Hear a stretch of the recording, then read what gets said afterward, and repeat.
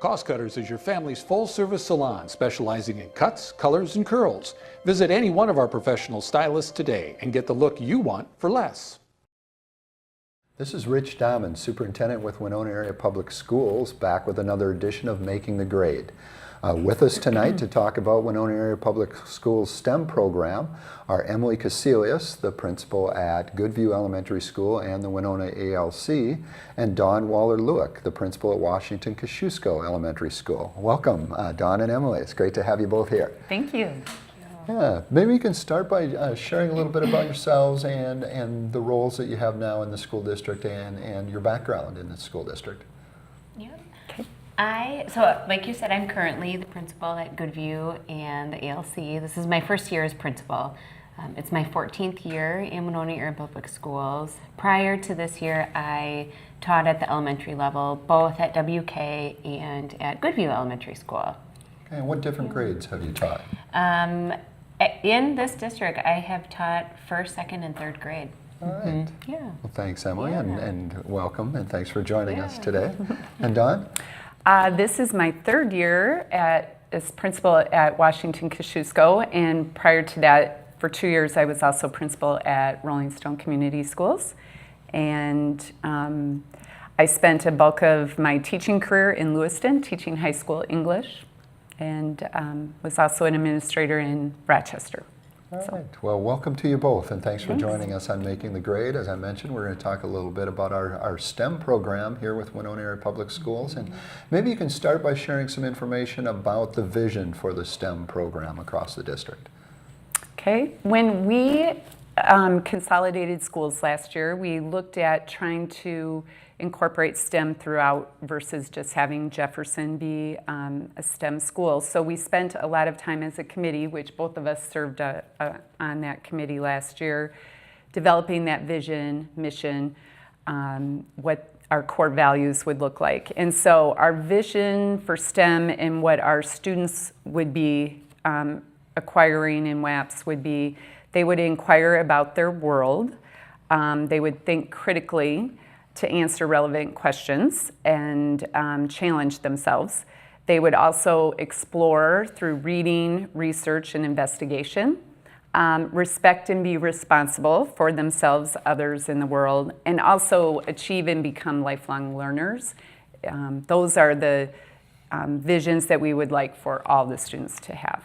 Yeah, and as you mentioned, in the past we had a STEM program that was unique to Jefferson schools. So the only students that were part of that specific initiative were the students that were at Jefferson. And rolling that out district-wide allows us to provide that opportunity for all of our elementary students. So I think it's a great opportunity for our students.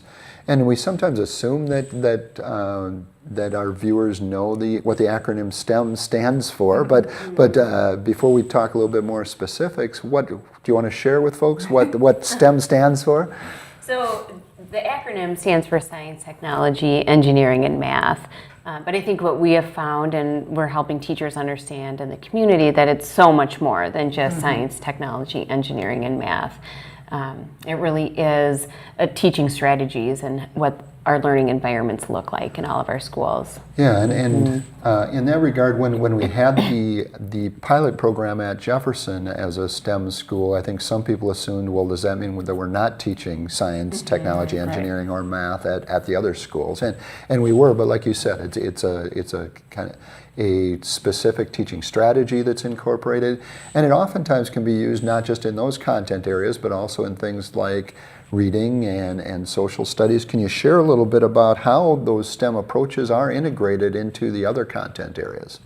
Sure. We do have a focus on inquiry-based learning, and that's a strategy that can be used in all subject and content areas. Integrating subjects is part of STEM as well. So getting away from just spending part of the day with science, part of the day on math, part of the day on reading, but really infusing all of those areas into the entire school day. Some grade levels have spent time and have been very intentional about writing curriculum that integrates, and other grade levels are still working on that intentionality, but it's definitely an approach to integrate in all the classrooms throughout the district. Yeah, can you share a little bit more about that inquiry-based approach and what does that mean and what that looks like in classrooms? Well, I think it's important for students to be curious, and we want to encourage that and to think creatively and deeper about a subject matter and go and use those higher order thinking skills of analysis and application and moving up that process, and just to be excited about creating something and applying it into a tangible item. They might be creating a structure, they might be building Legos and making them work, they might be doing experiments, those kinds of things, but it's really about the beauty of it, like even when you're looking at literature, you're asking those questions. How do you know that? Where are the examples? How can you prove that? And that process, like Emily said, should be infused throughout our learning day. Yeah, it really is an approach that is valuable no matter what students are learning. It's giving them a little bit more ownership in their learning. They're not just sitting and listening to the teacher sharing information for them, but they're actually digging in and asking questions, kind of developing their own knowledge base, but then expanding that and working with their peers. Is that cooperative piece an important part of the STEM initiative?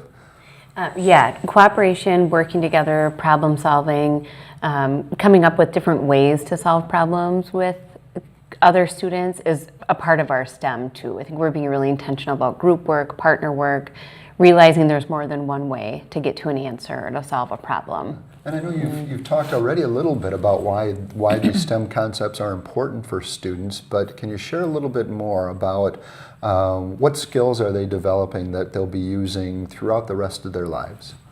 I think working with others is a huge one, and learning to look at things in different ways and appreciate those approaches. Oh, that's a great idea. Let's try that. Or, that give and take in those situations. I think problem solving skills is huge as well, and trying to be tasked with something and coming up with creative solutions. Creativity. Learning to fail is really tough for people. Kids really want to get things right the first time. And share a little bit more about what you mean by that. What does that look like? The engineering design process is a great example of students trying to come up with a way to solve a problem or to make something work. And with STEM, we don't just tell them how to do it or give them directions to follow, but it really is letting the child come up with a way to solve a problem or invent something. And it doesn't always work. And so then they need to go back and ask themselves why. What are you going to try different? And it can be frustrating, but it's also a really great skill for kids to learn. And we're seeing students getting more excited now about trying new things. Yeah. And more resilient in that process, because they're not always going to win. We all were participating in I think we were in groups of 3 at the beginning of the year, and we had to build a tower that held a certain weight. And it was very interesting. I think in our group, only 2 groups did their tower hold the weight. The rest of them all toppled over. So it's all about that process, and then discussing what you could have done differently. Yeah, that learning process and learning from things that go well, but also learning from things that didn't go well, how to fine-tune your approach and learn from those mistakes. So yeah, that's great. How can parents engage with their students in STEM learning and the STEM process? One thing that comes to mind right away is asking your child, instead of just how was school today or what did you do, but maybe what did you discover, what did you learn, what did you explore, using words with students that makes them think a little bit deeper about what happened at school. I think parents can give kids responsibility with different things at home where they can try things and fail and be okay with it. There's things throughout our day, I think, of cooking, recipes, trying things out. Those are fun things to do at home. Having things at home like Legos and building blocks where kids can design, using recyclable materials to create and design things. We have a maker space at Goodview that the students really like, and it really is a lot of recycled materials that they love to build and create with. Toilet paper rolls and paper towel rolls and things like that, and tape, and just having that creativity and kind of, I think, encouraging kids to get off screens and figure out things to do like that to occupy themselves, doing experiments with the cold weather. You know, you saw a lot of people throwing the glass of water in the air and watching it. I think all of those kinds of things, then you can ask follow-up questions. What do you think happened there? Even reading, asking questions, not just what is the book about, who are the characters, but delving in deeper. Why do you think the character did that particular thing in the story, and what do you think about that? So I think just asking those higher order thinking skills all the time, even in the car rides. Yeah. So it really does come back to that inquiry-based approach where it's all built around that desire to learn and to try new things and to experiment and to work together and collaborate. Right. Excellent. Yeah. Now I know that we're transitioning from the STEM program being just at Jefferson to throughout the entire district so that every student is able to take part in that. Can you talk a little bit about how that transition has gone and what will be coming up next, and what will the STEM program look like next year and coming up across all three of our elementary schools? Well, we wanted to be intentional and make sure that we were giving our teachers and staff what they needed. So we have kind of done that throughout the process of introducing them to the way of STEM thinking. And then they had each grade level had picked an extra value unit to incorporate into their curriculum this year. Some had FOSS kits, which could be an experiment type of thing. Others had Lego units. And so they have been working on that, but they also needed time to unpack and get familiar with those materials.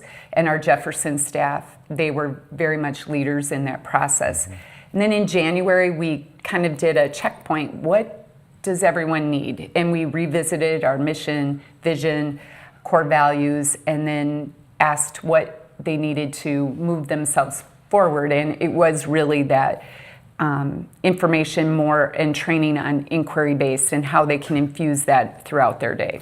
So that's kind of where we're moving towards with our professional development, and then adding more units. And then this year too, we have more technology in all of our classrooms as well. So 3rd and 4th grade are all one-to-one Chromebooks, and so those are tools in those classrooms they're able to utilize, and then K through 2 are 2-to-1 iPads. And so this is the first year that we have that much technology available in every classroom. Yeah, and I think that really helps. I mean, the technology doesn't replace the instruction, but it really supplements the instruction and allows students and staff to dig into things a little bit more thoroughly. So that's wonderful. I think it's important that we remember it's not just a different way for students to learn, but it's also a different way for teachers to teach, so that training and opportunities for staff members to practice and get some feedback is really valuable. I do know that there's an upcoming STEM showcase, and do you want to share a little bit about what that will look like and share some of the details? Well, at each school, it might look a little bit differently, but we want each grade level to kind of present and showcase their STEM projects that they have been working on throughout the year. And then we're also going to add some reading and math kinds of things that parents can do with their kids during the summer. So it will give ideas for families to work with the kids to prevent summer slide and get them curious and learning. So where will that take place? So it will be on May 29th, and each building will have their own. So Goodview, Jefferson, and WK will have their own. So the same evening, May 29th, at all three of our elementary schools is Yeah. open for parents to come in and take part, parents and students to come in Yeah. and take part in the STEM showcase. Correct. That's excellent. Kind of a Yeah. good end of the school year activity. So Absolutely. great. Well, I want to thank both Emily and Dawn for joining us today on Thank Making you. the Grade and sharing information about our district-wide STEM program. So thank you both for being here. Thank you. Elevate your HBC TV experience with the latest technology to hit your whole home entertainment system. Record up to 6 programs simultaneously and save up to 350 hours of your favorite shows. Pause a program you're watching in one room and pick right up where you left off in another. Video on demand, wireless set-top boxes and mobile device streaming, apps including Alexa, Netflix, YouTube, and more. Call 888-474-9995 to learn more or visit hbci.com/elevate today. What's a Southern girl? It's waking up before the sun rises. It's loving the simple things in life like the dirt roads that lead you home. It's working hard to get what you want. It's hanging your own stands, breaking your own ground, and strategizing every little move for that one moment when everything you've worked for is standing right in front of you. Even if I fail a million times, I keep pushing myself till I'm exhausted, filthy, and about to give up. And that's when the adrenaline hits. It's not too late to watch The Masked Singer. This is the greatest show! And Fox Wednesday, you simply cannot miss one ridiculously fun minute. We're all part of a big musical. Who sung it? I need more clues, people. I'm not that smart. You won't believe the celebrity we unmask next. I think I know that voice. No way! The Masked Singer, Wednesdays at any time on demand or Fox Now. Cost Cutters is your family's full-service salon specializing in cuts, colors, and curls. Visit any one of our professional stylists today and get the look you want for less. And welcome back to the next edition of Making the Grade. I'm Superintendent Rich Dahman with Winona Area Public Schools, and joining us today is Ann Riebel, our Early Childhood Family Education Coordinator, and she's going to share some information about our early childhood programs. Welcome, Ann. Thank you. It's great to have you here. Thank you. Can you start by sharing a little bit about your position in the school district and what it is that you do? Sure. So I work with Early Childhood Family Education, which is our Birth to 5 programming through the Winona Area Public Schools. And I coordinate the Early Childhood Family Education program, which serves parents and children, so they come together. And we also do baby connections, and we do drop-in playtimes and different things like that for families birth to really age 7, but primarily age 5, because the night classes will serve some older kids, but the daytime ones, most of the rest of them are in kindergarten or older. So. Yeah, that's excellent. I think oftentimes people know a lot about our kindergarten through 12th grade programs through Winona Area Public Schools, and maybe a little bit about preschool, but don't always realize that we work with people from infants through aging adults. We do, and community education provides those programming for that. So, and early childhood does the littles. Yeah, so I like that, the littles. Yeah. Yep. So in your particular role, you work, as you said, we work very closely with the newborns and their young families. Can you share a little bit about the programs that are geared toward parents of infants? Well, we start with Baby Connections with our universal home visiting program. It's available to anyone in the Winona Area Public Schools area. And if you have a baby, birth, or even prenatal, we'll come out and do prenatal visits to 12 months. We'll do home visits and we'll support you in any kind of questions that you have for babies. We bring out a free sling, show you how to use that. Babies like to be held a lot. Parents appreciate that. And we answer any baby questions. They don't come with a lot of directions when they're born, so we're kind of there for that. And we also hook families up with other resources in the Winona area for families with young children.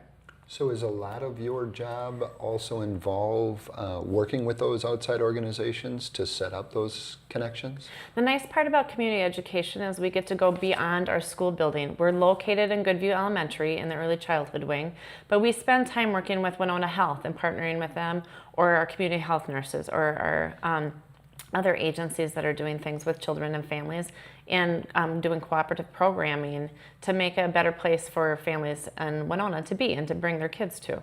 Great, and that Baby Connections program is a really important way for these infants to get their lives off to a great start. Right. Can you share a little bit more about what that program looks like? So as I said, it is free and it's voluntary. So if families are interested in it, they can refer themselves. Sometimes the nurse from the hospital say, hey, you know, there's this program, there's Baby Connections, and they'll call with a name and a phone number. Sometimes people hear about it from a friend. But when we come out, we might meet you at your house, so it's easy. If you have a newborn, you don't have to get them in a car seat. You don't have to even take a shower that day. We'll come out, we'll see you. Sometimes we meet people for coffee somewhere because that's more comfortable, and sometimes they might come see us at Goodview because we have a living room setting to visit in. And then we go over what might be happening in a newborn's life or in an 8-month-old life and what's important to parents. So that each visit looks different because it depends on the parent's need for the visit. And we take their cue about where we're going to go with a visit that day. All right, so after that initial visit, when you're meeting with the parents for the first time, what types of classes are available after that? So Baby and Me is, this is your first little one, and it does not have to be your first baby to have a baby visit. Maybe it's your 4th one, but now you have some questions about how baby is impacting the older kids. Sure.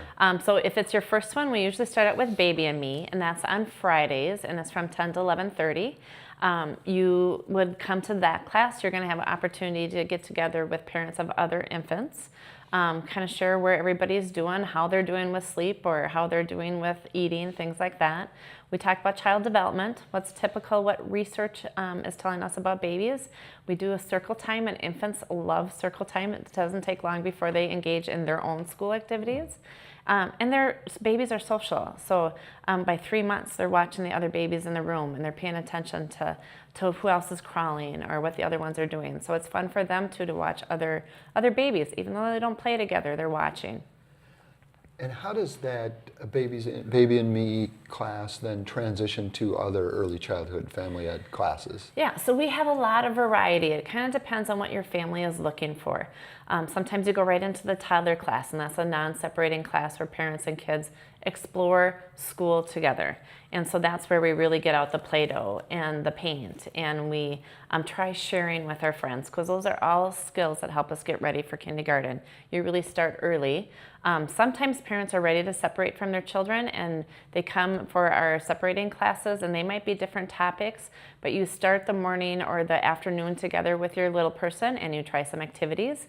We do the glitter and the glue. We do the cleanup. It's very enjoyable for parents when they don't have to worry about that on their carpet. And then the children separate with the early childhood licensed teacher, and they practice their preschool skills, whether it's sharing with friends, whether it's taking turns or sitting together for circle time while parents go sit, have a cup of coffee, and talk about what's important to them, what's going on in the community for them as well as parents. Yeah, I think that helping families get students ready for kindergarten is really important. If students are prepared for kindergarten and ready to hit the ground running when they start kindergarten, they're much more likely to be successful. There's a lot of data that shows that preparation is important time. What other types of classes and what classes are coming up now that we're entering the spring season? So we run on a 4-term schedule, plus we have a modified schedule in summer, and our 4th term will be starting that first week in April. So there are toddler classes, there's baby classes. We're actually having a nature inside and out, where we explore nature with kids and how that is another learning opportunity for them. And depending on our weather and our snow, we might be outside, we might be inside, but we'll make that work. We also have some real specific classes too for families depending on their needs. We work with craft, and that's a parenting program for parents that are in recovery. So we support parents in that journey of their recovery and getting their kids ready as well. Sometimes we have classes that focus on special social emotional needs of children that just aren't responding to the typical parenting strategies, and we work with those parents on meeting their needs. So some of those classes are coming up as well too. Right, you talked a little bit about what value this brings to the students and the skills that students are developing, both learning new things but also the socialization. What do parents hope to gain from from taking part in these classes? I think it really depends on the parent. We're there for a lot of different reasons. For some parents, it's a fun place to come to your child and for your child to get excited with you about trying new things. And for some parents, it's their introduction to parenting in a community and hearing out other people's parenting opinions and determining how theirs works with them. It's also a way to make some new parenting friends. And that's one thing that if you talk to people that have been in ECFE, what we call early childhood family education, and they talk about, I have been friends with the same parents for 20 years now.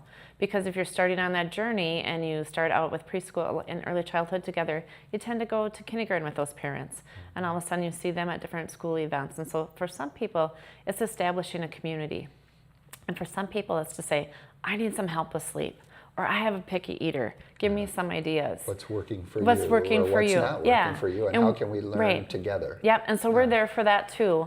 And we're also there to keep parents apprised of the latest research about how kids develop and what works and what we know not to work now, or new strategies that have been tested and that are evidence-based. It's an important job being a parent. We want to make it as easy as possible. It really is, and that partnership between families and the school district is vitally important. Yes. Yeah. Yeah. You had mentioned earlier that there's a modified schedule in the summer. What does the summer schedule look like?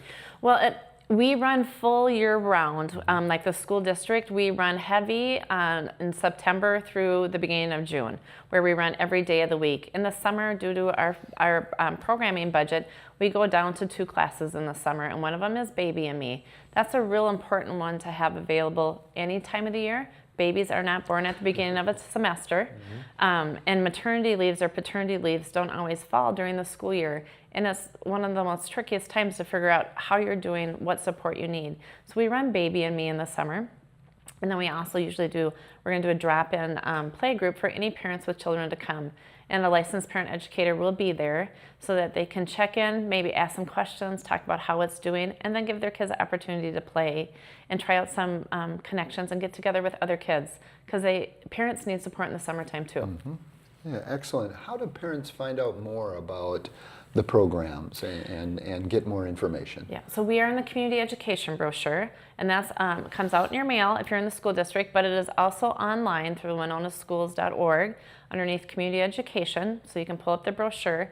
But also the early childhood family education has their program as well listed, and the registration information's in there. We have a Facebook page for Winona ECFE. We post what's going on in there as well. Or you can just call us at 494-0913 and we'll get you hooked up with the right person for more information. Great. That's some wonderful information both about the programs that are going on and coming up, but also how families can register for it. Is there anything else about the early childhood family education programs, the Baby and Me classes that you'd like to add? Sure. I think one thing that a lot of parents maybe don't realize is we're there for you and your journey. So we do home visits for any parent. You don't have to have a newborn, but if you're in a situation where you can't come to class or you have a topic that's just too personal to talk in front of a group, we do home visits for any parents. We want to support them on their journey with their kids. It benefits everyone. That's excellent. It's a great program, a wonderful opportunity for new parents in our community to get some education, to get their kids thinking about school and being involved in that program. So I want to thank you for coming in today and for sharing information with our communities about our early childhood family education program. So thank you very much, Anne. Thanks for having me. Great. Thank you. Yeah. Cost Cutters is your family's full-service salon specializing in cuts, colors, and curls. Visit any one of our professional stylists today and get the look you want for less. Today's households are using more connected devices than ever before. TVs are streaming, smartphones are browsing, security cameras are watching, and virtual assistants are, well, assisting. You'll need an umbrella today. As you add more devices, we are constantly improving our technology to deliver the fastest and most reliable internet to your home. So make sure you have enough bandwidth. Get blazing fast speeds up to 1 gig from HBC. Call 888-474-9995 today.